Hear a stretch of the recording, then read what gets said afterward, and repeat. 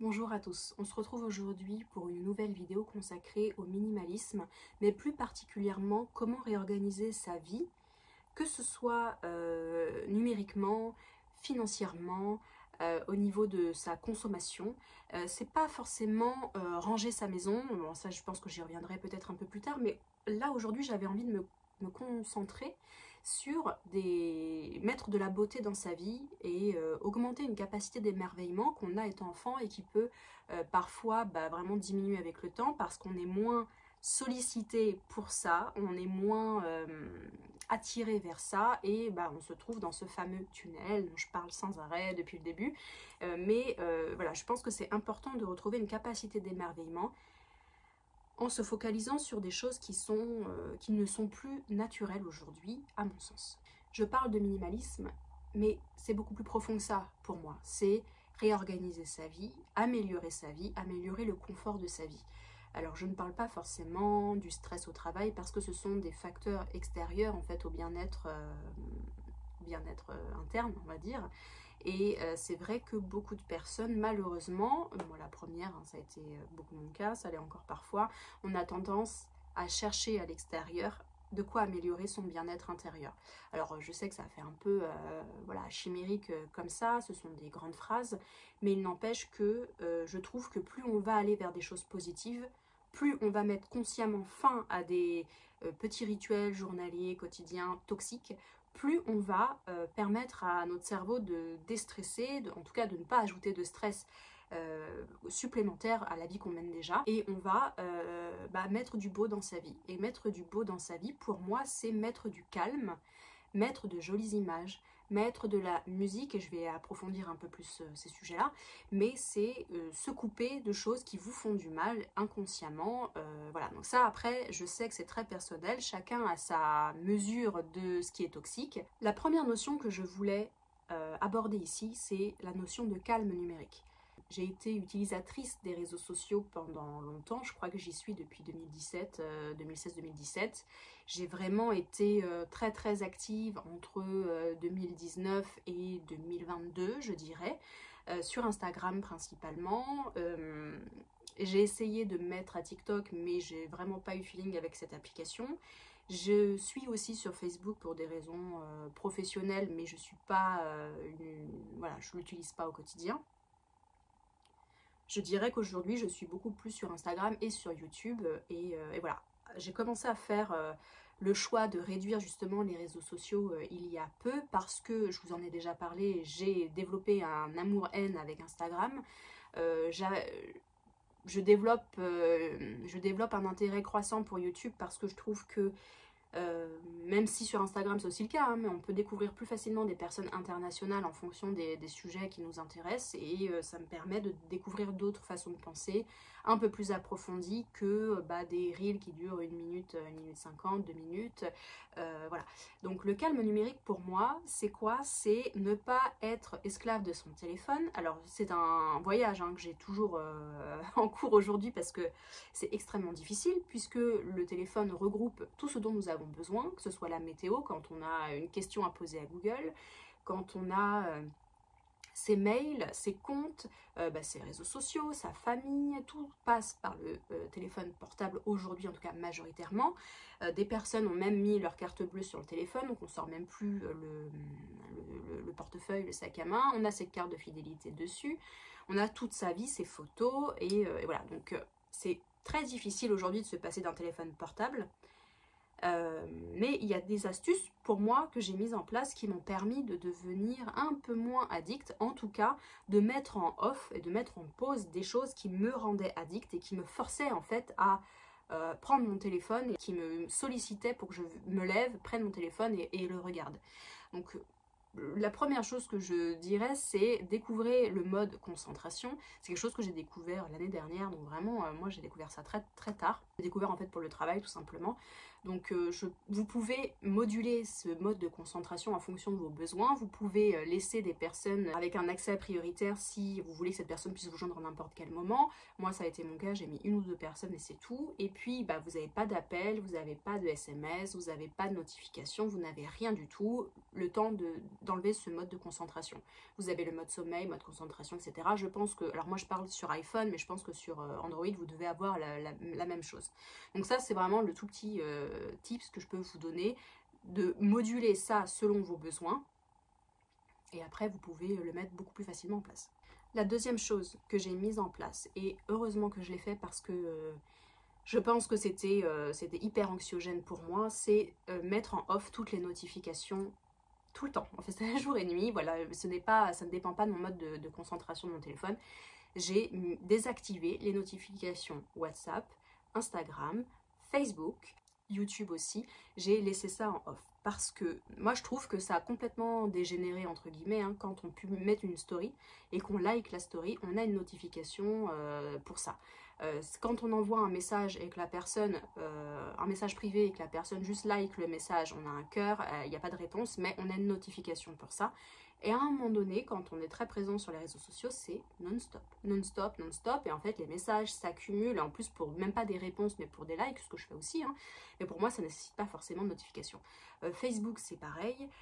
Toutes les applications de vente que j'ai gardées sur mon téléphone, parce que, non pas pour acheter, mais pour vendre, je les ai mis en off. Donc, ça me permet d'avoir moins de notifications sur mon écran d'accueil. Parce que ça, c'est pareil, c'est hyper anxiogène pour moi.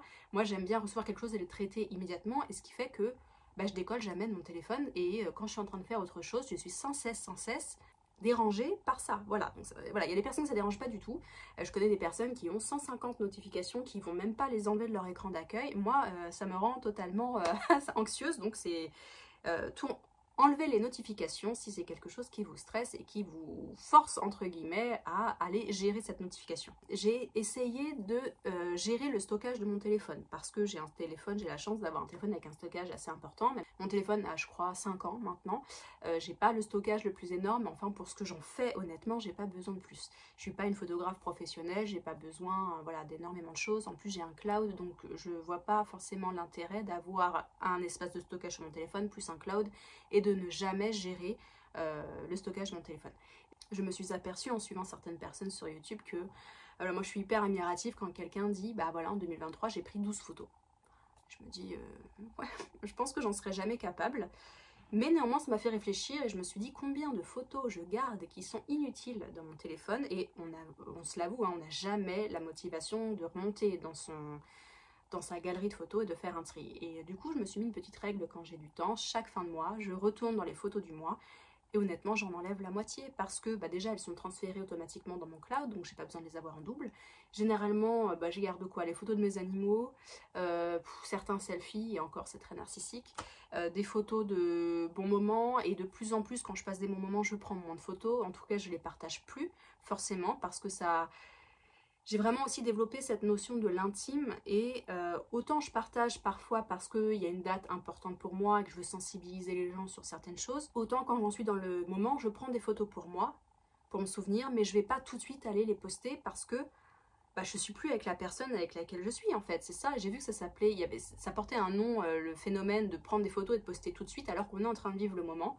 Alors j'essaye de maintenant soit ne plus le faire du tout, soit le faire en décalé pour pouvoir profiter du moment avec la personne et avoir mon intention présente, parce que l'amour c'est ça aussi aujourd'hui, que ce soit avec votre conjoint ou avec vos proches ou avec enfin n'importe qui, c'est accorder vraiment du temps et de l'intention avec la personne, c'est montrer du respect et ne pas être sans arrêt sur son téléphone, que ce soit au restaurant ou voilà. Bon, ça c'est un autre débat, mais je trouve qu'en fait on n'en parle plus, et de plus en plus hein, je m'aperçois que bah on n'ose pas en fait aller à table, même en famille, et on a son téléphone à côté. Moi je trouve ça dingue, il y a 20 ans ça n'existait pas en fait. Maintenant les gens bien élevés retournent leur téléphone, mais ils les gardent quand même à côté de l'assiette, et j'essaye de ne pas faire ça, je me surprends encore à le faire, mais on peut même plus passer un repas sans téléphone. Voilà, mais ça je trouve ça triste, et c'est dommage d'arriver Comme aux États-Unis, j'ai vu que c'était une tendance aussi d'avoir une sorte de boîte en plexiglas sur le comptoir de la cuisine. Et en fait, au début de chaque repas, et bah, tous les membres de la famille viennent mettre le téléphone dedans et on le ferme à clé. Je trouve que c'est dommage, mais ça peut parfois être un coup de détonateur dans une famille si vraiment vous repérez ça, quoi. Donc ça peut être aussi prendre le jeu de ça et puis ça devient en fait au fur et à mesure un automatisme. Donc faire le tri de chaque photo, ça permet aussi de... Enfin pour moi c'est un voyage un peu mental, intellectuel, de me dire voilà pourquoi j'ai pris des photos de ça, qu'est-ce que je voulais vraiment sauvegarder. Et puis en fait au fur et à mesure on enlève 90%. Donc j'ai fait également le ménage dans mes publications Instagram parce que oui, c'est un feed qui est personnel, etc. Mais c'est un feed qui est également public, si vous êtes en compte public. Et puis, bah, je me suis aperçue que j'avais plus envie, 3, 4 ans, 5 ans après, de laisser des choses personnelles en liberté comme ça. Et donc, c'est très très bien de revoir un peu ce qu'on a fait au fur et à mesure des années et prendre le temps de soit mettre ça en archive, si vous voulez les garder pour vous, les conserver, ce que je fais, soit les supprimer en bonne et due forme. Mais faire le tri numérique de sa présence sur Internet, de faire le tri numérique de ce qu'on garde dans son téléphone, c'est aussi un bon point de départ pour faire le vide dans sa tête. Et surtout se libérer de la place et de l'espace pour de futurs souvenirs et en tout cas de futurs projets. Le calme numérique, c'est aussi pour moi le calme administratif. Et c'est-à-dire que quand on s'aperçoit que tout est de plus en plus dématérialisé, que bah moi, dès que j'ai un document important, je le scanne et je me l'envoie par mail. J'essaye vraiment de me tenir à jour administrativement parce que je sais à quel point c'est très difficile de sortir d'une phobie administrative et quand on commence à prendre 6 mois, 1 an de retard dans ses papiers, c'est en général très très dur de remettre le nez dedans et on est découragé. J'ai commencé à faire un tri pendant le confinement. Au bout d'un moment, on range un peu sa maison et je me suis vraiment sortie des meubles entiers de papier que je gardais depuis 10-15 ans. Et j'ai commencé à jeter. Et en fait, on prend goût à ça parce qu'il y a des choses oui, qui étaient importantes il y a 3 ans. Il y a 3 ans, je me souvenais pourquoi j'avais gardé ça. Et au final, aujourd'hui, on a vraiment besoin de rien. Quand je regarde certaines vidéos avec des personnes qui n'ont pris que 13 photos ou 12 photos en 2023, généralement, ces personnes-là ont vraiment un classeur avec des papiers et c'est tout. Bon, après, je pense que la législation change en fonction des pays. Et en France, on a quand même besoin d'avoir des papiers physiques, ne serait-ce que ces papiers d'identité, je sais pas, ces papiers de notaire, chez le notaire, les papiers de famille, les carnets de santé, voilà ce genre de choses, les bulletins de salaire. On a quand même des choses légalement qu'on doit garder. Déjà, trier ces papiers qui sont en cours, c'est difficile, mais si en plus on garde des choses d'il y a 20 ans, 30 ans, 40 ans, à part les papiers notariés et les papiers de bulletins de salaire, je pense que les anciennes cartes de mutuelle, on peut les jeter. Je pense que les anciens relevés de notes, à part pour le baccalauréat ou vos diplômes ultérieurs, on peut les jeter. Je pense que vous pouvez utiliser l'astuce que je vous ai donnée dans ma vidéo précédente sur le minimalisme, prendre la photo si vraiment vous ne voulez pas le jeter, si c'est un dessin, si c'est une carte postale. Prenez en photo et vous jetez ça. Voilà, moi je pense que il n'y a rien qui m'angoisse plus que ouais, déborder par les papiers et ne plus savoir quoi faire. C'est la même chose pour les mails. Je fais une fois par an en général, je remonte, je sélectionne année par année et je supprime. Je ne garde en fait que les choses comptables, que les mails importants où je sais qu'il y a un dossier qui est toujours en cours et ça va me servir. Mais sinon, si c'est... je sais pas moi, des newsletters que j'ai gardés pour les lire plus tard, bah, je les lis tout de suite, je me force à les lire tout de suite et puis je les jette ensuite, je les mets en supprimé. Par exemple, quand je vois des personnes, et j'en connais 4-5, hein, qui ont l'application mail sur leur téléphone, et une fois j'ai juste jeté l'œil parce qu'on regardait un truc sur son téléphone et je vois 5000 mails non lus. Et ça pour moi, ça me... et je sais qu'il y a plein de personnes qui sont comme ça, moi je peux pas. Vraiment, c'est quelque chose de très personnel, mais voir 5000 comme ça, c'est quelque chose qui m'angoisse parce que bah, je ne fonctionne pas comme ça. Je fonctionne très mal sur d'autres sujets, mais c'est pour moi, je comprends pas qu'on supprime pas directement en fait, ou qu'on mette pas une règle pour aller directement à la poubelle, ou qu'on ne prenne pas juste le temps 10 secondes d'ouvrir la newsletter et de se désabonner, si même malgré les spams, ça continue d'arriver. Et voilà, je trouve que c'est prendre du stockage pour rien. Et voilà, donc c'est quelque chose vraiment, voir 5000 non lus, et c'est des newsletters ou des mails pas importants ou des mails non traités. Et j'ai vu ça chez des copines, j'ai vu ça, voilà, j'ai vu ça un peu partout. Et c'est vrai que moi ça me stresse. Donc se tenir à jour numériquement, ça permet aussi de contrôler ce qui vient nous déconcentrer, ce qui nous demandent de l'attention et au final, plus on prend le temps d'aller se désabonner, plus on se dit mais pourquoi? Alors déjà, il y a beaucoup de ventes de données personnelles qui font qu'on reçoit des newsletters auxquelles on n'a jamais souscrite. Mais souvent, on a souscrit nous-mêmes à des newsletters qu'on continue à recevoir par habitude depuis, je sais pas, 5-6 ans et qu'on n'a jamais pris le temps ni de lire, ni d'arrêter.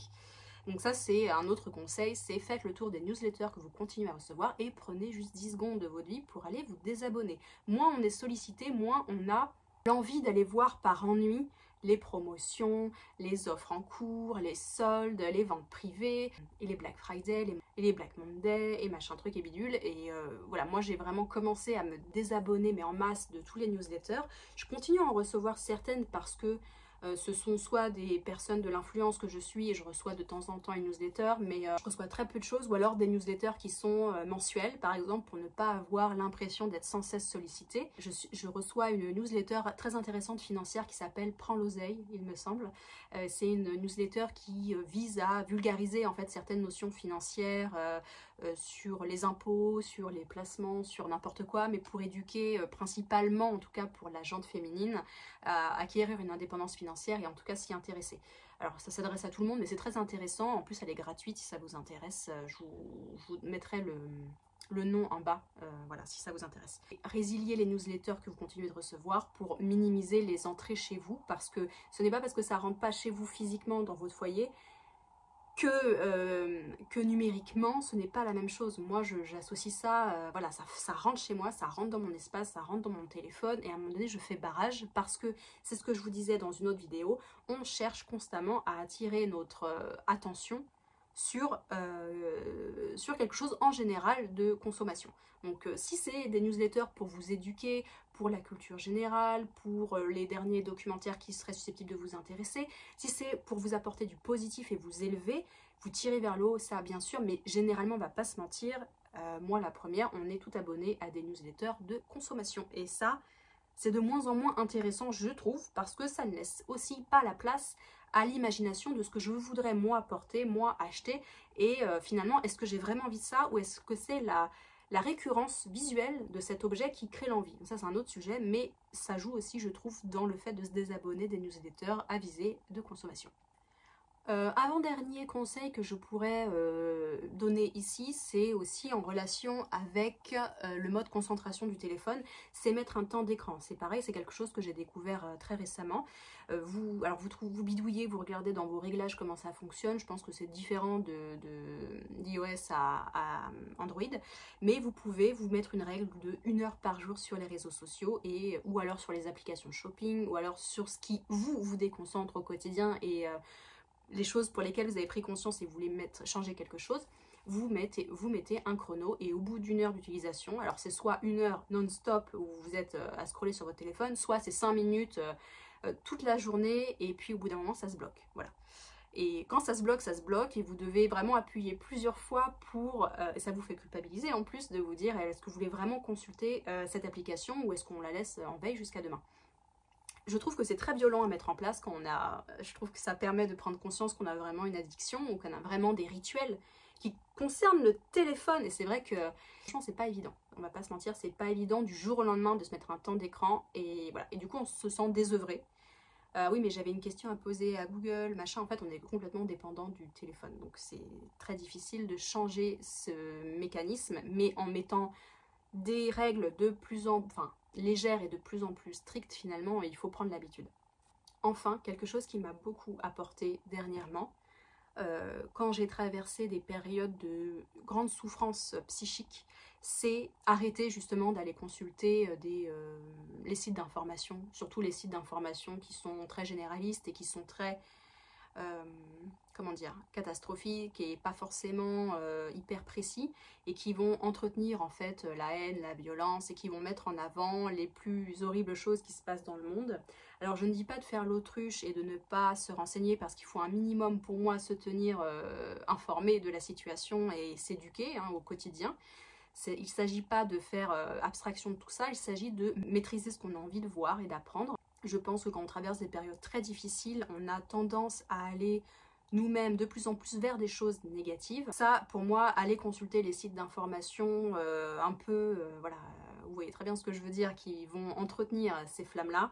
C'est très mauvais pour notre psychisme et il vaut mieux aller vers soit des newsletters qui résument l'actualité en très peu de points et une actualité qui est très générale et très internationale et qui met aussi en valeur des choses positives qui sont arrivées dans le monde. Il y a des comptes Instagram dédiés à ça, je crois que c'est le média positif ou la nouvelle du jour, et vous avez plein de choses comme ça qui mettent en valeur la bienveillance, l'empathie, l'entraide, des bonnes nouvelles pour l'écologie, plutôt que de toujours aller vers le négatif. Donc ça, c'est quelque chose que je me force à faire parce qu'on s'aperçoit à quel point l'humain est attiré par le sensationnel, par le traumatisme, par tout ça. Et je parle pas des informations très généralistes qu'on est censé savoir, mais il y a des gens qui entraînent vraiment une relation malsaine avec ça et qui vont aller vraiment chercher les détails de détails, etc. Je me suis désabonnée aussi beaucoup de comptes Instagram qui faisaient dans le sensationnel ou qui parlaient de politique ou qui parlaient voilà, de choses très personnelles, qui montraient des images extrêmement violentes sans disclaimer ni avant ni après. Voilà, moi si je veux suivre des comptes qui montrent des corps, qui montrent ceci, cela, je vais aller suivre des comptes qui parlent de ça, mais je trouve que c'est extrêmement violent de partager certaines images et après de parler de parfum, je sais pas, de mieux-être, de machin, des choses qui n'ont rien à voir, et ça j'ai vraiment du mal avec les réseaux sociaux, donc je me suis vraiment un peu déshabituée de ça.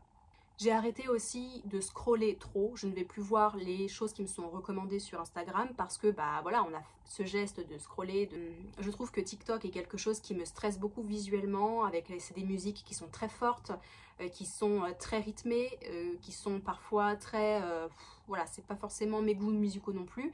Je me retrouve pas dans certains comptes TikTok. Instagram, c'est très aussi sensationnel et je veux maîtriser les gens que je suis, je veux voir les gens que je suis et je ne veux pas être déconcentrée par les sans cesse recommandations, etc., etc. Donc ça, c'est aussi quelque chose à mettre en place numériquement sur votre téléphone, mais également aller chercher la beauté. Et j'ai découvert des comptes.